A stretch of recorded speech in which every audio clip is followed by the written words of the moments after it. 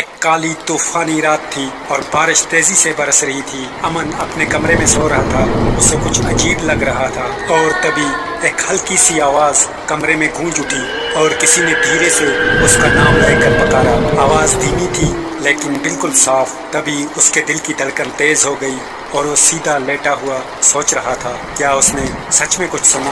اور اگلی بجلی کی چمک میں اس نے دیکھا ایک کالے کپڑے پہنی ہوئی پرچھائی کونے میں چھپ کے اسے گھور رہی تھی۔ وہ ایک دم ہڑبڑا کے اٹھا، اس نے لائٹ جلائی پر وہ غائب ہو چکا تھا، صرف اندھیرا چھوڑ کے۔ تب اس نے سوچا کہ شاید یہ میرا وہم ہوگا، اور تبھی امن نے خود کو سرکشت محسوس کیا اور واپس آنکھیں بند کر لی۔ پر اس کے کانوں میں ایک ٹھنڈی گہری سانس کا اثر ہوا، جیسے اس کے کوئی بہت ہی قریب ہو اور کہتا ہو میں یہیں پر ہوں۔ امن اب پوری طرح سے جاگ چکا تھا اور اس کے چہرے پر ڈر اور پریشانی کی لکیریں تھیں، لیکن کمرے میں اب خاموشی اور بھیانک سناٹا بھرا ہوا تھا۔ اور بجلی کی ایک اور چمک میں اس نے دیکھا وہ سایہ اور بھی قریب آ چکا تھا اور امن کانپنے لگا۔ اسے لگا کہ وہ اس کا اگلا شکار بننے والا ہے۔ جب امن نے اپنے پیر کو ہلایا تو اسے لگا کہ جیسے کسی ٹھنڈے اور کڑک ہاتھ نے اس کے پیر کو پکڑ رکھا ہو۔